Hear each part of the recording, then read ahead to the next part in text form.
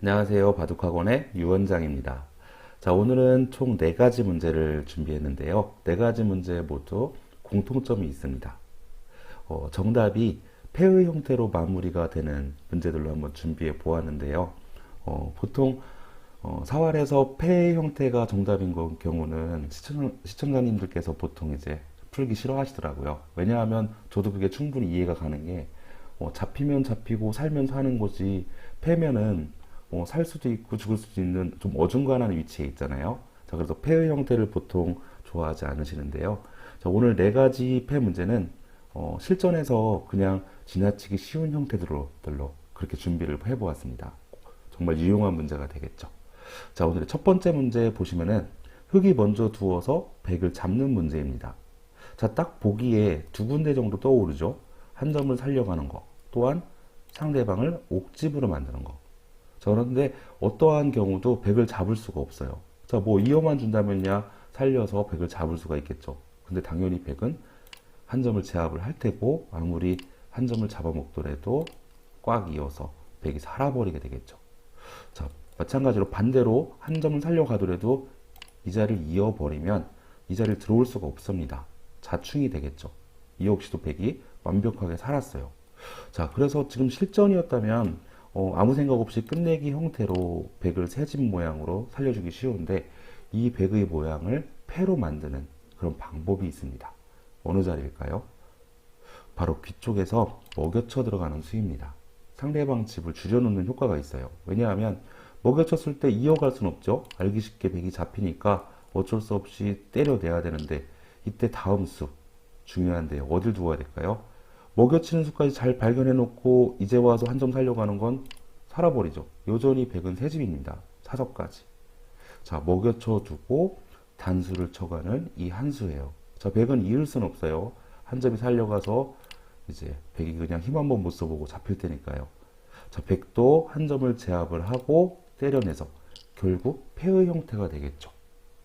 자, 실전에서 이런 형태가 나오면 사실 생각보다 잘 보이잖아요. 저래도 잘 안 보일 것 같아요. 근데 이런 문제를 겪어보고 연습하다 보면 실전에서 정말 먹여치는 수로 패를 만들 수 있지 않을까. 이런 식으로 수익을 하다 보면 정말 보일 수도 있는 문제입니다. 자, 오늘의 2번째 문제 보도록 할게요. 자, 오늘의 2번째 문제. 보시면은 흙 한 점이 귀에서 잡혀 있죠. 궁도가 상당히 넓습니다. 5집이에요. 잡혀 있는 돌 빼고도 5집이 존재를 해요. 자, 단순히 끝내기 형식으로 이렇게 두는 것은 아무런 데미지를 입히지 못했죠. 자, 이런 상황에서도 백을 패로 만들 수 있는 방법이 있습니다.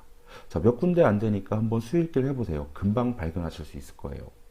자, 혹시 이렇게 갖다 붙이는 수. 자, 이건 알기 쉽게 차단하는 순간 그냥 살아있죠. 확실하게 2집이 나뉘어졌습니다. 자, 이 자리도 뭐 당연히 아니고요. 자, 이 문제의 정답 너무 알기 쉬운데 바로 이렇게 환격의 형태로 젖혀가는 수를 두는 거예요.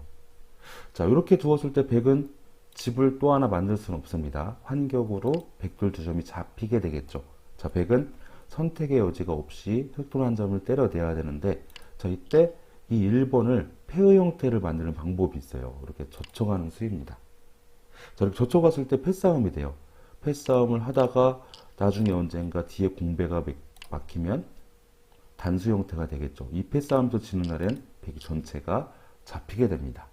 자, 이 문제도 처음으로 돌아가서 이런 형태 정말 여러분들께서도 이렇게 실전에서 이렇게 나왔다면 패를 만들 수 있는 그런 수익기가 가능할까요? 제 생각에는 초중급자분들이라면 겪어보지 않고서는 쉽사리 발견하지 않은 모양이라고 저는 생각을 합니다. 자, 이번 기회를 통해서 실전에서도 꼭 발견하실 수 있게 되길 바랄게요. 자, 오늘의 3번째 문제 보도록 하겠습니다. 자, 오늘의 3번째 문제 보시면은 흙이 먼저 두어서 이 역시도 패를 만들 수 있는 문제입니다. 자, 그런데 약간 어려워 보이죠. 왜냐하면 단순하게 끝내기를 해서 들어가면 막았을 때 너무 알기 쉽게 사니까요. 자, 그리고 이렇게 날일자로 달려가더라도 위에서 눌러버리면 더 이상 어떤 수가 존재치 않습니다.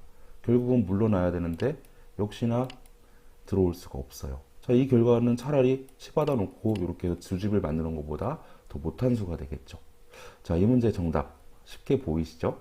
바로 여기 한 칸 띄어서 갖다 붙이는 수를 두는 겁니다. 일단 붙여가는 순간 이 공간을 옥집의 형태로 만들 수가 있잖아요.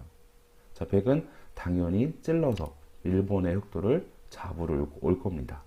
자, 흑은 넘어가고요. 자, 이때 백은 자체로는 살 수가 없어요. 그죠?